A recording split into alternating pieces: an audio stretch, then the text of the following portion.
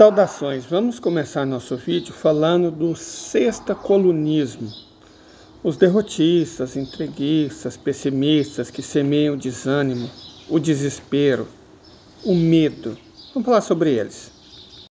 Sim, tem influências, na verdade. São contra-influências. Que tá tudo errado, vai dar tudo errado, vai lascar. Estão perdidos, e é nesse sentido que eu gostaria de falar do Campos Neto. Cara, eu sinceramente, em qualquer outro país, eu tenho certeza absoluta que o Longo já estaria preso, não é que ele tinha sido retirado do comando, ele estaria preso. Sabe, como é que ele chama? Inconsistência contábil, né? Prejuízo não declarado.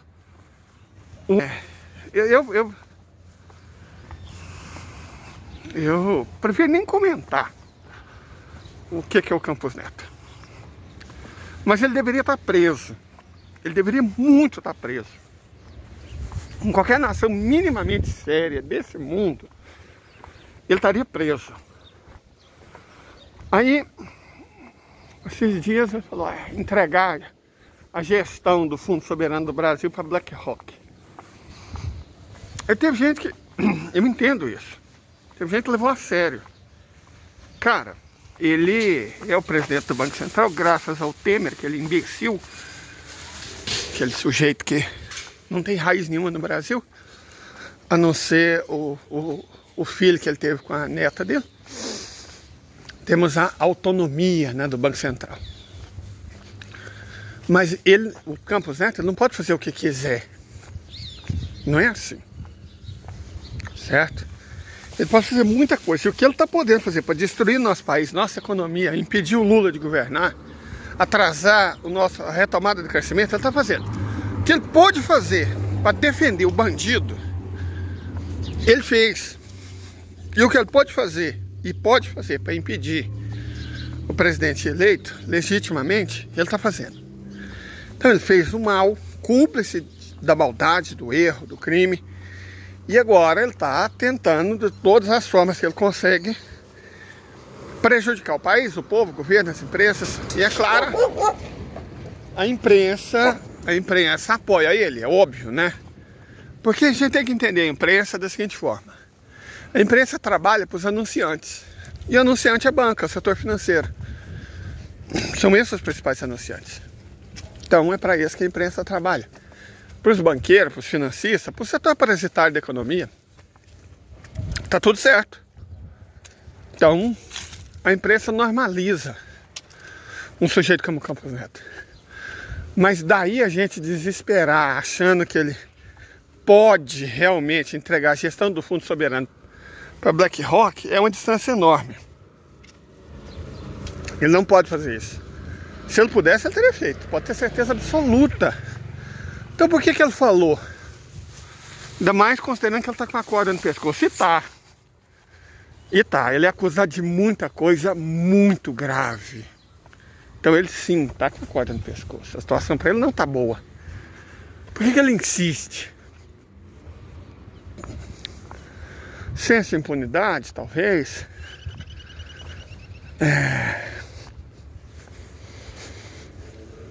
Apito de cachorro. Tentar acenar para o futuro empregador dele. Eu acredito muito nessa tese. Ele quer um emprego num fundo de gestão, né? Num fundo privado, Yankee, provavelmente. Todos esses caras saem, de um modo geral, do Banco do Brasil e vão para a iniciativa privada, onde vão receber os louros pelo mal que eles fizeram ao país. E são recompensados. Entenda isso. O mal é recompensado pelos perversos. E ele vai sair do Banco Central. E se ficar no Brasil vai ser preso. Então provavelmente ele vai sair não só do Banco Central, como do país. Como Guedes, né? Guedes. Na hora que a coisa esquentar para ele, a cachapa esquentar mesmo, ele vaza. O próprio Bozo tentou vazar. Certo? Eles vão tentar fugir dos crimes que cometeram. E isso não é diferente com o Campos Neto. Ele está acenando, então, para futuros empregadores. É isso que ele está fazendo. Ele não tem esse poder todo. E a chapa dele está esquentando. Se dependesse da Câmara, acho que ele ficava. Mas o Senado, o buraco é mais embaixo. Então, acreditem, a chapa dele está esquentando. Mas ele está fazendo terror no Banco Central, sim. Lá tem gente igual a ele. Vocês acham que o Bolsonaro ia colocar pessoas, né? Por favor, nós estamos falando de Jair Messias Bolsonaro. Todo mundo sabe quem que ele escolhia para estar do lado dele. O tipo de gente que ele escolhia para estar do lado dele, para colocar nas posições. Certo? Estamos falando de Jair Messias Bolsonaro. Então é óbvio que o Banco Central vai estar cheio de gente igual a ele. Mas daí a dizer que ele faz o que quer, não faz não. Não faz de jeito nenhum. E a chapa dele está esquentando. A chapa dele está esquentando. E como eu disse, o que ele está fazendo é gracinha para futuros empregadores. Falou, gente, eu até tentei entregar o país, foram as instituições que não deixaram. Ah, gente, olha só, Jubeba. Nossa, precisa que tem algum caixa melhor. Uau, minha Jubeba é bem produtiva.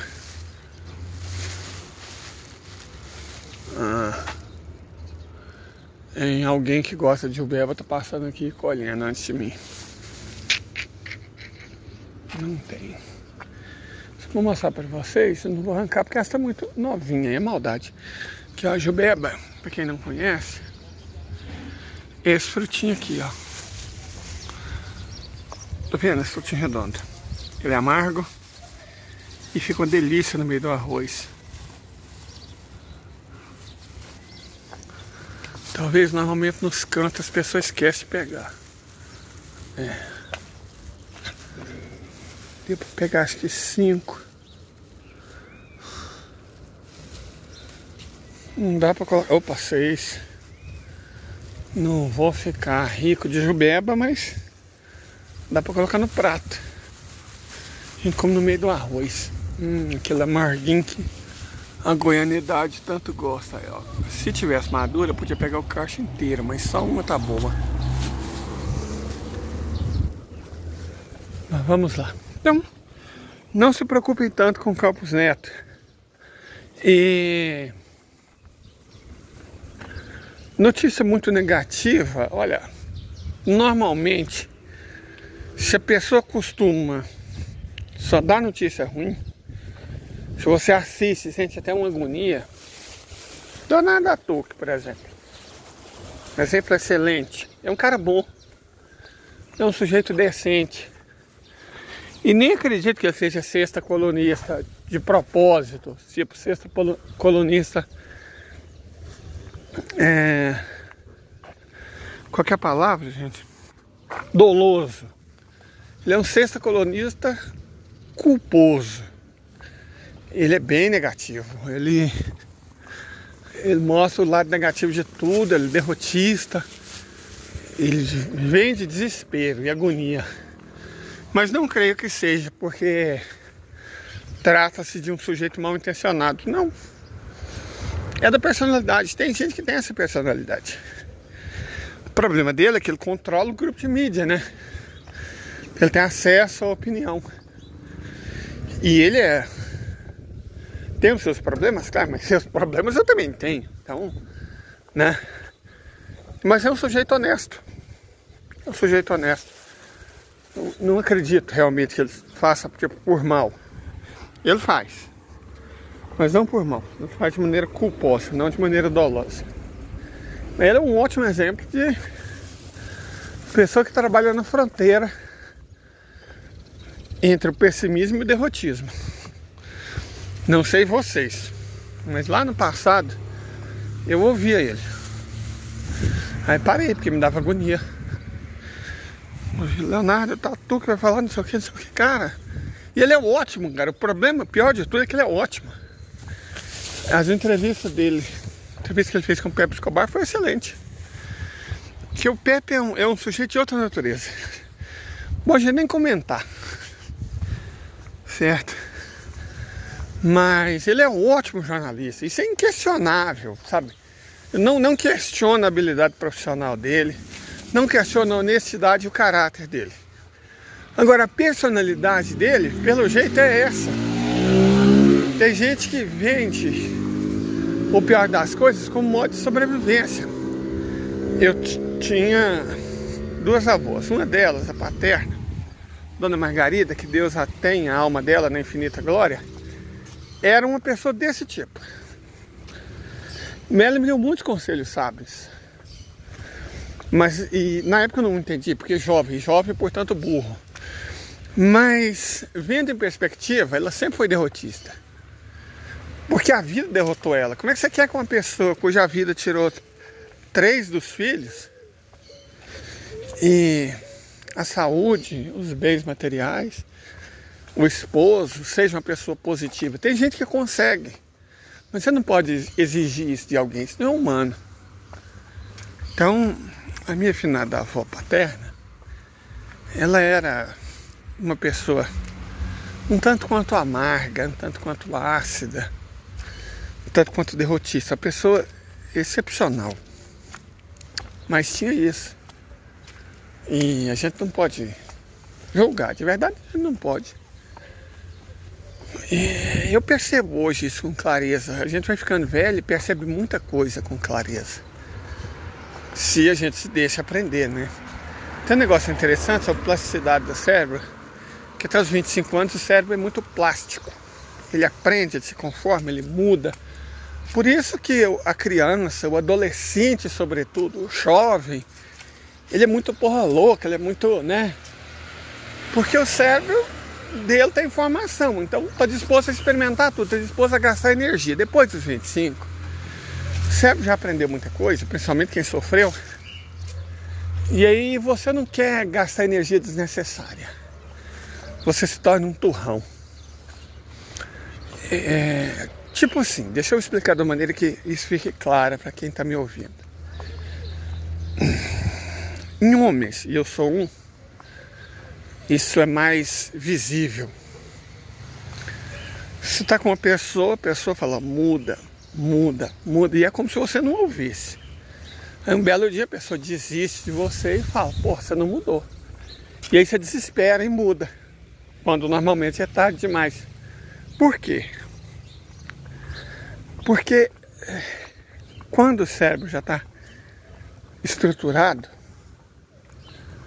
você filtra. A gente acha que muitas das coisas que acontecem na nossa mente, na nossa cabeça, na nossa razão, é feita de forma proposital e ordenada, mas não.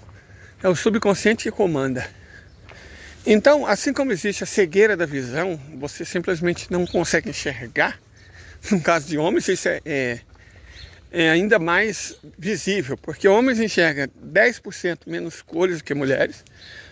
Não é questão, não tem nada a ver com sexualidade, é biologia. Eu vejo mulheres falando a diferença entre salmão e pêssego, para mim é uma coisa só. Eu mal sei a diferença entre rosa e laranja, mas as mulheres percebem, porque o olho delas enxerga mais cores do que o dos homens. Olha lá, é cachorro pequeno que me morde. Esse ano eu já fui mordido 3 vezes por cachorro. Todas as 3 por cachorro pequeno. Então eu procuro me afastar desses adoráveis bichinhos.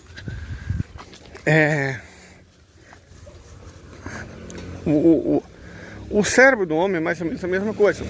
Tipo, ele tem que olhar alguma coisa que tá supostamente na cara, mas ele não consegue. Que o homem evoluiu para caçar. Então você tem que ter uma visão afunilada, que percebe mais o movimento, a distância, do que a amplitude. A mulher, historicamente, era coletora.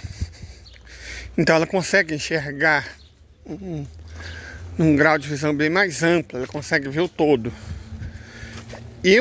Se eu fosse um empresário, minhas gerentes, minhas superintendentes seriam basicamente mulheres, porque elas enxergam o todo com muito mais facilidade do que os homens. Isso é um fato, certo? São habilidades que as mulheres, de maneira inata, têm mais desenvolvida que os homens. Enxergar a coisa pelo seu conjunto. Dizer que homem e mulher são iguais é uma bobagem. Devem ser iguais quanto a direitos e tal, mas biologicamente você tem diferenças evidentes. certo? Até em movimento que o homem é biologicamente capaz de fazer, por conta da diferença do centro de gravidade de homens e mulheres. Então você tem essas coisas, certo? Então normalmente o derrotista, o quinto colunista, e eu estou falando não só dos dolosos que têm intenção mesmo de semear o desânimo, a desesperança, o medo, o derrotismo, tendem a ser homens.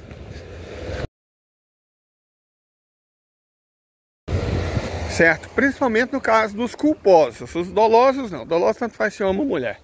A pessoa quer propositadamente semear essas coisas que eu falei. Desespero, angústia, medo, pânico, derrotismo. Estou falando no caso dos culposos, que a pessoa não quer necessariamente. Só que é a maneira como ele enxerga o mundo. Nesse caso, quase sempre, os derrotistas são homens. Porque você enxerga um aspecto e começa a ignorar os outros. Nós, homens, somos mestres disso.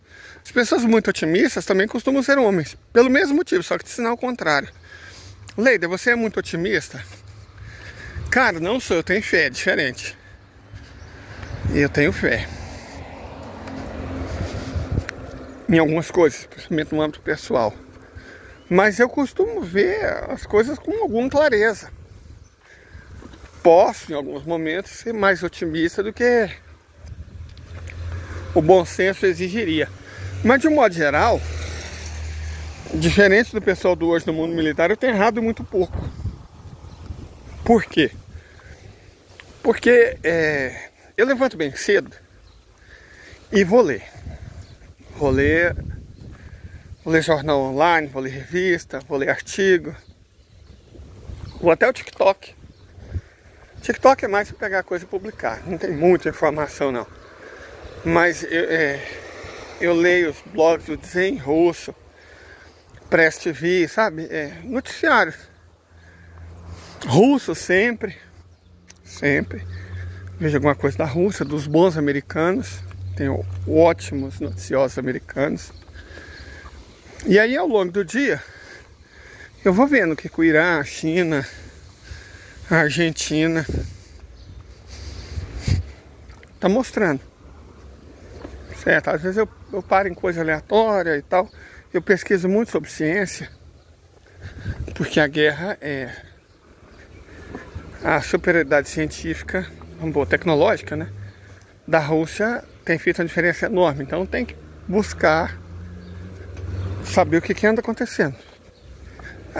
Com o tempo a gente vai reunindo um conjunto de informações, certo? A gente vai construindo um substrato de coisas que a gente leu, que a gente viu, que a gente ouviu. E isso é o background que permite a gente fazer análises um tanto quanto acertadas. Então eu posso até parecer um otimista, mas eu sou um realista esperançoso de fato, porque pelo que eu me propus a fazer, eu me obrigo a estar bem informado. Mas normalmente é por isso que eu não falo o que eu vou falar assim que eu entrar novamente na rua, que é análise tática, certo? Eu dificilmente falo, vou falar daqui a pouquinho. Inclusive vou me justificar. Por que eu dificilmente falo? Porque isso não é tipo a minha formação. Minha formação é geografia, economia e técnicas agrícolas. Essa é a minha formação intelectual, vamos dizer assim. Eu não sou especialista em guerra, não sou ex-militar, tá? Os 2 meses que eu passei no exército, pelo amor de Deus, né? Não conta. Vamos ser honesto aqui. Então, eu dificilmente evito, mas é o que eu vou fazer agora. Análise tática do que anda acontecendo, do que pode acontecer na Ucrânia. Ontem eu já toquei alguns pontos. Vamos só relembrar os pontos que eu toquei ontem e que eu vou reafirmar. Primeiro, as coisas no Mar Negro vão esquentar, a chapa vai esquentar lá. Por quê? Porque os russos, na prática, agora expulsaram todo mundo para correr. Todo mundo todo mundo para correr. Não tem mais ninguém na metade norte do Mar Negro. Metade norte do Mar Negro agora é o Lago Russo. E ponto. A OTAN não tem peito, mas não tem mesmo para desafiar. Vocês podem ter certeza que não vai entrar um único barco americano lá. Os turcos não têm coragem. Então ninguém. A Ucrânia está por conta própria agora. Então assim, ela tem praia, mas não tem litoral. Controle completo do litoral norte do Mar Negro é russo. O Mar Negro agora é um Mar Russo. E ponto. Certo, acabou. Porque eu estava usando visivelmente, gente. A Rússia tem paciência demais. Nossa, cara. Eu estava usando um acordo de grãos para prejudicar a estratégia russa. Porque a Rússia se comprometeu numa série de coisas que estavam prejudicando a estratégia de defesa. E os ingleses, até na questão do ataque na ponte, eles deixaram claro que o torpedo, que supostamente, o drone torpedo que supostamente atingiu a ponte, foi lançado de um barco civil, cara. Então, é civil, né? Estava usando esses barcos. Sabe-se lá o que esses barcos, esses navios estavam levando até a Ucrânia. A Rússia não tinha um poder de fiscalizar. Então, era a palavra dos ucranianos e da OTAN. Que não vale o fígado de um tatuteba, né? Não vale o fígado de um tatuteba. Então, a Rússia estava sendo muito prejudicada. Esse acordo era muito desvantajoso para a Rússia. Era um acordo caracu em que a OTAN e a Ucrânia entravam com a cara. Então, estava ruim, estava desfavorável. Com o fim do acordo, agora a chapa esquenta. Isso é quaresmeira. Eu amo quaresmeira. É uma planta bonita, gente. Vocês sabem que eu gosto de flores. Olha lá, tá vendo? O cara plantou em degradê das espécies mais claras às mais escuras. Uau! Mas assim, voltando. A Rússia se livrou de um acordo que era muito desfavorável. E a justificativa era bizonha, sabe? Temos que alimentar o mundo. 95% dos grãos foram para o país europeu. Só 5% foram para a África.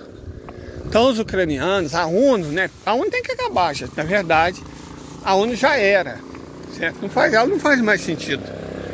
Ela tem que acabar e ser substituída por outra coisa. Mas o país tem que esperar a guerra terminar. Mas acabar com a ONU é uma prioridade. Acabar com a instituição ONU, com sede na Nova York, tem que acabar. Sabe, ela é um trambolho que o mundo carrega para impor a vontade dos Estados Unidos. Então ela não faz mais nenhum sentido.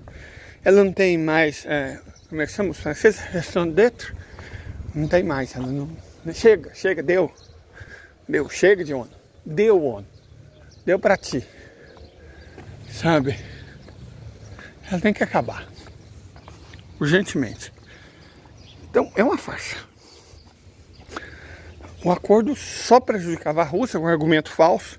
A Ucrânia ganhava dinheiro, a Europa era abastecida, certo? Então, na prática, a Rússia estava alimentando os europeus com grãos baratos, diminuindo a inflação na Europa, para enriquecer os caras que tinham como missão matar russo. Sabe? Fala sério, gente, fala sério, né? Vamos falar sério. Que acordinho, que acordozinho, certo?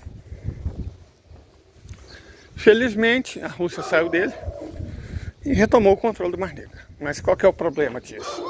Para o Ocidente. Que agora a Rússia já falou que vai meter tiro. Então, tá livre. Mas tá livre. Só que isso também é um problema. Porque é óbvio que a OTAN não tem peito, os Estados Unidos, porque não tem a mínima coragem. Polônia não tem coragem nenhuma não, gente. Não tem nenhuma. Mas eles vão armar a Ucrânia, ou o que sobrou da Ucrânia, com armas antinavio. Vocês podem ter certeza absoluta. E a partir de terra, do ar também eles não têm coragem, que os russos disseram que vão responder com muita energia. E não tem como passar despercebido um ataque ar-mar, sem os russos perceberem que eles vão fazer atacar de terra, usar mísseis antinavio de terra, a partir de terra. Que A Turquia agora não tem mais mar, não tem mais litoral, mas tem praia. É de lá que Turquia não, a Ucrânia vai lançar ataque contra a Marinha Russa. Isso pode ter certeza absoluta.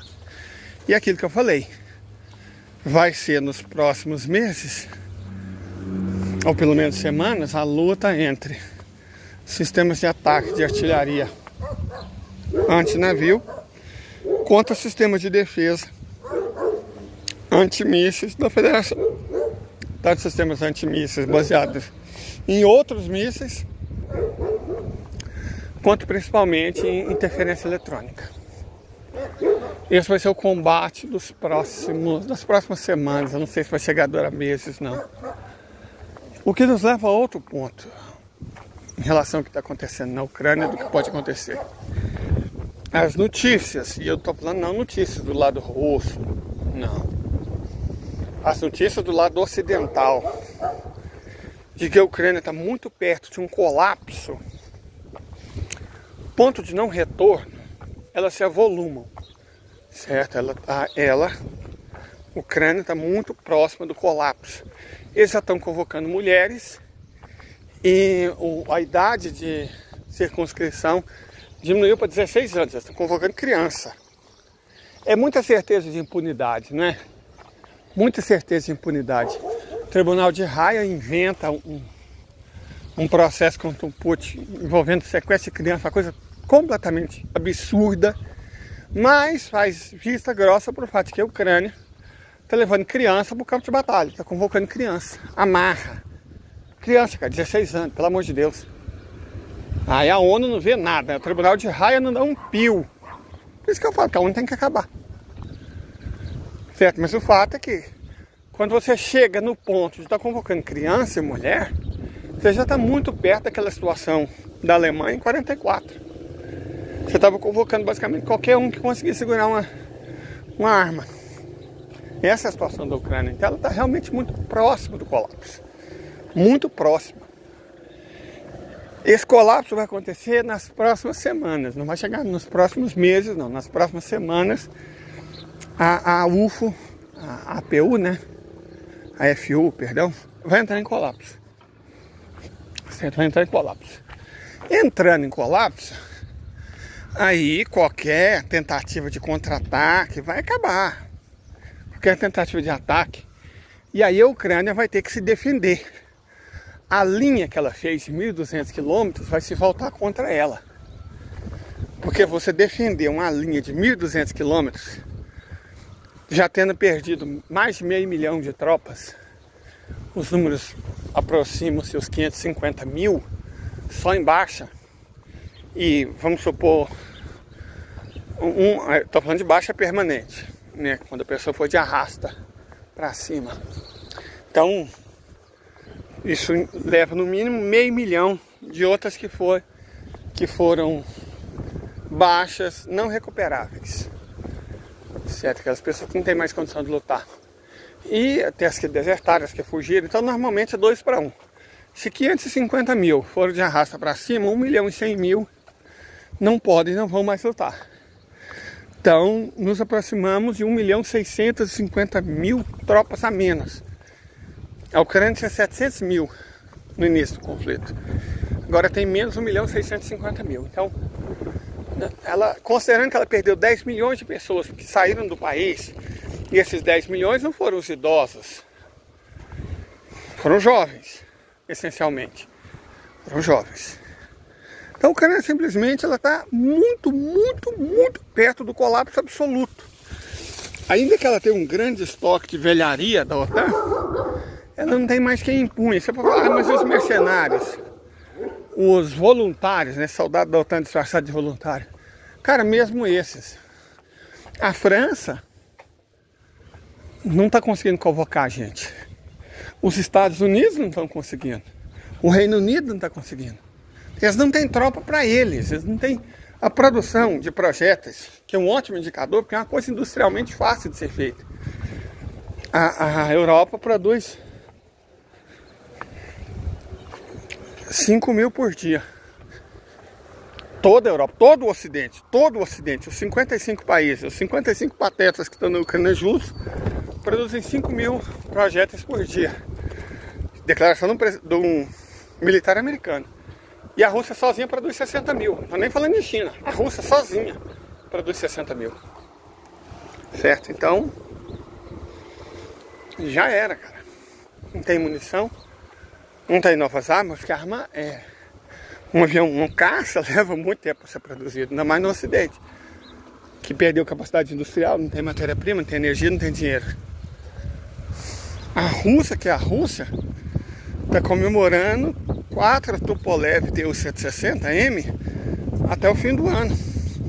4. Fez 2, então 6, um a cada 2 meses. O Ocidente está conseguindo fazer isso na taxa de 1 a cada 6 meses, o Ocidente inteiro. Então eles não vão repor as armas que eles perderam. Nesses que vão perder, não vão repor navio, não vão repor submarinos. 40% do submarino dos Estados Unidos não repara. Certo? Então está muito perto do colapso. E aí, chegar, a guerra vai ser só defensiva. A única coisa que os russos vão ter que fazer é partir para cima. Eles não vão ter capacidade de defesa, você não tem. Quanto mais de ataque. E aí a Rússia vai escolher para onde vai partir. Odessa é a prioridade número 1. Odessa, que está sendo fortemente bombardeada, vai voltar a ser russa. Originalmente, a ideia não era essa, cara. A Rússia só queria autonomia para os habitantes do Donbass. Olha que loucura. A Ucrânia escolheu se lascar. Agora, os russos, evidentemente, com tudo que eles passaram, todo o prejuízo que eles tiveram, todo o gasto, agora eles são muito mais ambiciosos. Eles vão querer Novorússia inteira. Vão querer Kharkov, claro, vão querer Dnepropetrovsk. E é provável que queiram Sumi e Poltava também. E no limite, eu acho que eles querem Kiev. Ah, mas Kiev tem ucranianos que não vão aceitar fazer parte da Rússia. Cara, vaza. Vaza. A estratégia russa claramente é o despovoamento. Não quer viver sob controle da Rússia? Volta para o que sobrou da Ucrânia. Vai para a Europa, vai para o inferno, vai para o baralho A4, vai para onde você quiser. Vai para a juta que te pariu. Vaza. Então, os russos vão pegar Kiev, eu creio, e repovoá-la com pessoas melhores. Para terminar, o colapso das forças armadas ucranianas é coisa para as próximas semanas.